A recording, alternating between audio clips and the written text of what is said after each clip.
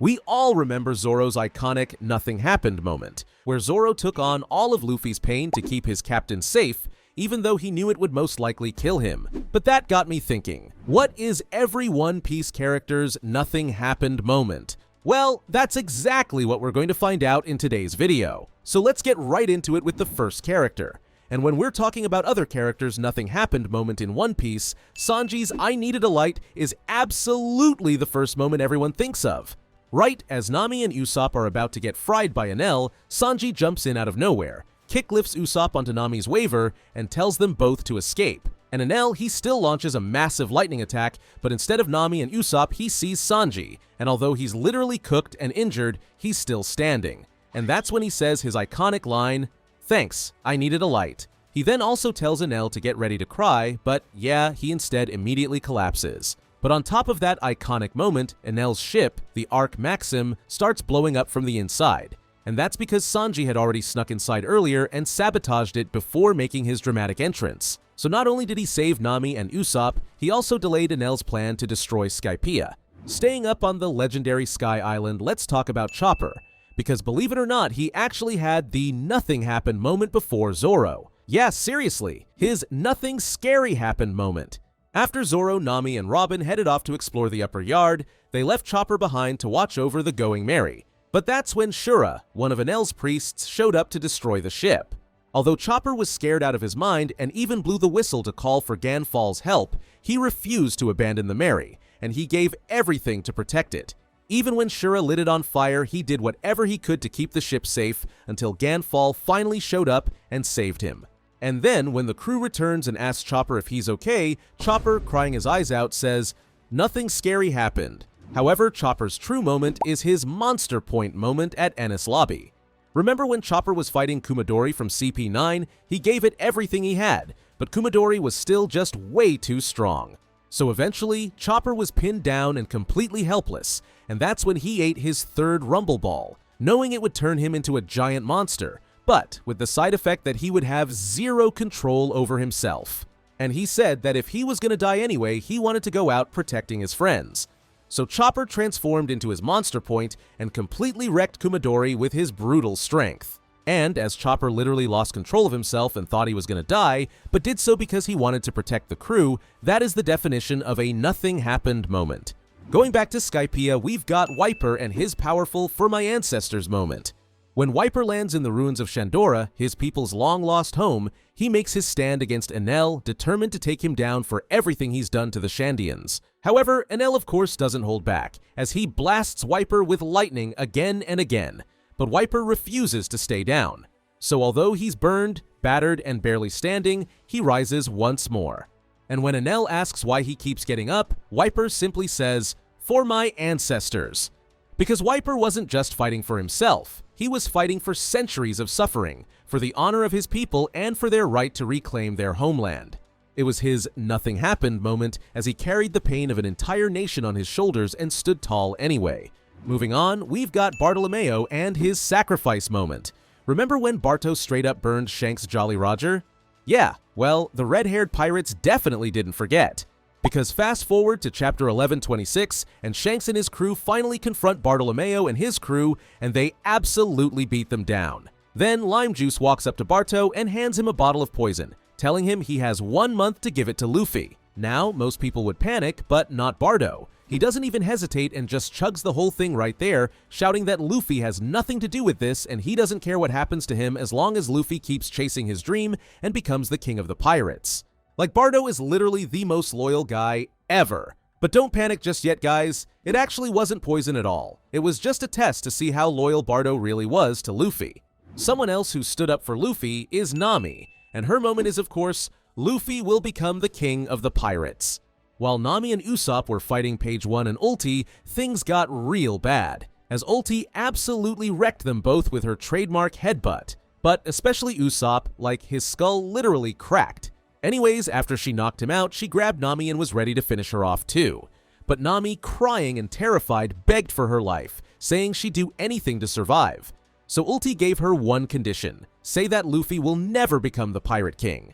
Good deal, right? I mean, your life for a simple little lie to Ulti. Well, Nami didn't think it was a good deal as she refused and instead looked Ulti right in the face and said that Luffy will become the king of the pirates. She knew it would most likely cost her her life, but she said it anyway. That's how much she believes in her captain. Having mentioned Usopp, he's up next, and his moment is, "A real man never lets his friend's dreams be laughed at." This moment goes down at Alabasta when Usopp and Chopper were fighting against Mr. Four and Miss Merry Christmas, who had just told them that Luffy had been killed by Crocodile. And when Usopp didn't believe them and said that Luffy couldn't die, as he would be the next Pirate King, they even laughed. But yeah, honestly, things weren't looking good. Like Mr. Four literally smashed Usopp's head with a 4-ton bat. Yeah, Usopp had his skull cracked long before Wano, and it actually looked like he was done. But then, Usopp stands back up, face completely broken, and says, "A real man never lets his friend's dreams be laughed at and must fight for it no matter what, because Luffy will become the king of the pirates." Then, despite he could barely stand, he used his tricks and cunningness, and eventually took down both Baroque Works agents with Chopper. So yeah, Usopp can be a coward at times, or well, almost all the time. But when it truly matters, he steps up. Continuing with the Straw Hats, let's talk about their captain, Monkey D. Luffy, and his moment, the Climb of Doom. Back on Drum Island, when Nami came down with a deadly fever, the crew had to get her to a doctor fast. The only problem was that the doctor lived in Drum Castle, which just so happened to be on top of a huge icy mountain. Still, Luffy and Sanji head to the castle, but that's when an avalanche knocks Sanji out cold, so Luffy's got no choice. He's got to carry both Nami and Sanji up this tall mountain.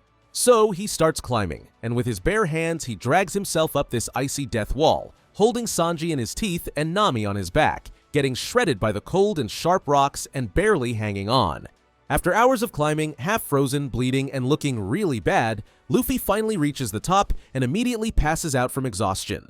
Still, he saved their lives, and Nami and Sanji don't even know what he did, just like how Luffy still doesn't know what Zoro did for him at Thriller Bark. Now, let's talk about Nico Robin. And no, her nothing happened moment isn't "I wanna live," although I get why you would think that. Her real moment is protecting Rebecca. As we all know, Robin is the definition of loyal to Luffy, as she always follows her captain's orders with zero hesitation. No matter how crazy the request, she just says, "Sure thing." That's how much she trusts him. So that said, right after Robin turns back from being a toy, Luffy talks with Robin and checks in on Rebecca, telling her to stick close to his crew because they'll protect her. And as I just told you that Luffy's word is law to Robin, that means that now it's Robin's mission to make sure Rebecca is safe. So later, when Rebecca is about to be taken out by Diamante at the Sunflower Field, Robin swoops in and saves her. But when Kyros shows up to fight, Robin stays back and instead keeps her focus on protecting Rebecca. And when Diamante unleashes his spiky iron ball rain, Robin puts up a giant flower umbrella to shield them. After Kyros finally takes Diamante down, Rebecca smiles at Robin. She smiles back, and then Rebecca runs off to hug her dad. And that's when we see Robin's back. It's totally wrecked, because those spiky balls had actually torn through her shield and slammed her again and again, but she never flinched. And that's exactly why this is Robin's nothing happened moment. Because she took all the pain in silence, Rebecca didn't even know Robin was injured. All because Luffy said Rebecca would be safe, and she smiles in the end as she had finally completed her mission. Another Straw Hat we gotta talk about is Brook, and his moment is Young Lady. At Whole Cake Island, Brook was on a mission to copy Big Mom's poneglyphs, but that's when Big Mom herself storms in to stop him. Now let's be real, most people would absolutely panic if they had to face Big Mom alone. But not Brook. Nope, he had a mission to complete. And even after getting fried by Zeus, roasted by Prometheus, and Big Mom threatening that she would kill the entire crew, Brook doesn't back down. He instead just looks her dead in the eye and says that no one will die, young lady. Yup, Brook called Big Mom a young lady, because if you didn't know, Brook is actually 22 years older than her, as he's literally 90 years old. Sure, he ends up losing the fight, but he stands there with no fear, giving everything to defend the crew and their mission.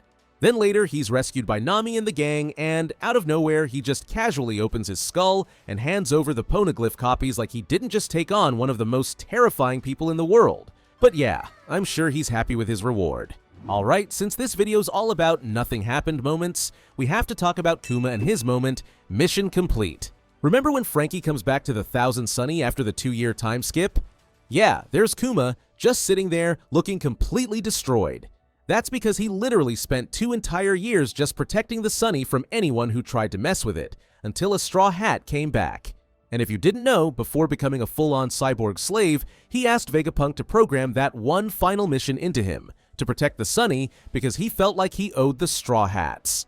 And that's why we see him at the Reverie being used as a mindless servant by the Celestial Dragons, as punishment for protecting Luffy's ship.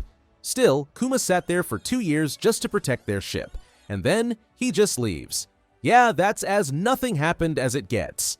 Another absolute legend we have to talk about is Bon Clay and his unforgettable moment, Save Your Brother.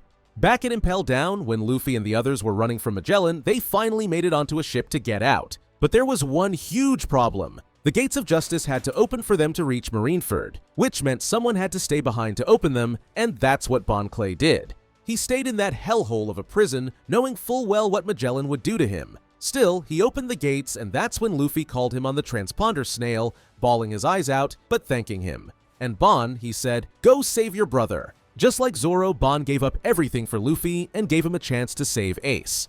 Next up, we've got Pedro and his Dawn of the World moment at Whole Cake Island. When the Sanji retrieval team and Jinbe desperately tried to reach the Sunny while being chased by Big Mom, Perospero and Katakuri stood in their way. And with the Sunny completely trapped in candy, things look really bad. Pedro then tries a sneak attack on Perospero, but he gets caught and pinned to the ground. And then, boom. Pedro lights the stash of bombs hidden in his jacket and blows himself up in a massive explosion that rocks the entire coast. Unfortunately, Perospero survives, but Pedro doesn't make it. Still, his sacrifice wasn't in vain. Thanks to him, the crew gets the opening they need to escape. And Pedro, he deeply believed that the Straw Hats and Luffy would bring the dawn of the world. So yeah, he gave up everything to protect Luffy's dream and to make sure the future had a fighting chance. Having mentioned Jinbe, we of course gotta talk about his moment as well, and that's hands down leaving Big Mom. Now, this one's a little different from the others, as it's not surviving a crazy attack to defend the crew, it's all about the words. But those words were powerful. Because during the chaos at Big Mom's wedding, Jinbe walks right up to her and straight up says that he's leaving her crew to join the Straw Hat Pirates. And Big Mom tells him that if he wants to leave, he has to give up some of his life. Luffy tells him not to do it, but Jinbe doesn't back down. So when Big Mom tries to use her life or death on Jinbe to take his soul, it doesn't work. Why? Because Jinbe doesn't fear her. That's right, he looks her dead in the eyes and says, "A man who intends to join the crew of the future Pirate King doesn't cower before a mere emperor," telling one of the strongest people in the world that he believes in Luffy and that he will both defend and believe in his claim as the future king of the pirates, no matter what. The last Straw Hat we need to talk about is Franky, but honestly, it was really tricky to find a nothing happened moment for our favorite cyborg. But the moment that I had to choose is Stop the Train. Back in his flashback, when Tom was sentenced to death by Spandam and the world government, Franky was absolutely devastated, and he couldn't accept the idea of losing his mentor. So that's why Franky straight up tried to stop the sea train. He first blasted it with a cannon, but when that didn't work, he stood in front of it and literally tried to stop it with his bare hands. But he of course wasn't strong enough and nearly died. So although he failed to save Tom, the sheer determination and love to stand in front of a sea train to save his mentor, even though Tom himself never knew what Franky tried to do, absolutely deserves as his nothing happened moment. Oh, and someone else we gotta mention is Pell, and his moment, plot armor level 1,000,000. During the Alabasta arc, Crocodile had placed a literal bomb that was about to blow up the entire city. But that's when Pell swoops in without hesitation, grabs the bomb, flies it high up into the sky, and it explodes in a massive blast. So he sacrificed himself to save Alabasta, the citizens, and the Straw Hats. And everyone thought he was dead, including us viewers, but nope, he survived. Don't ask me how that's possible. It just is. The last character who had a nothing happened moment is Mocha, and her moment is saving her friends. Remember Mocha? She's the little 9-year-old girl from Punk Hazard who had been kidnapped and experimented on by Caesar Clown, together with a ton of other kids. He even fed them candy that was actually the drug NHC-10, which made them totally addicted and messed up their bodies. So when the kids started going into withdrawal after not having eaten the candy for a while, they completely lost it and went full berserk trying to get more of the candy. And while all of the kids were losing control, Mocha managed to snap out of it, and Chopper gave her the last batch of drugs to keep it away from the others. So she ran as fast as she could through the lab while the crazed kids chased her down like zombies. And when they finally caught up, she remembered that Chopper told her that the candy would literally kill them. So instead, she swallowed all of it herself. Yeah, even though she knew it would kill her, she ate them all so her friends wouldn't die.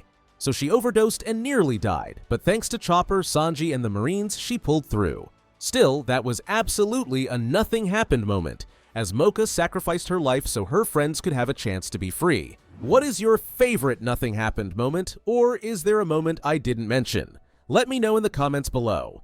Thanks for watching, and watch this video next.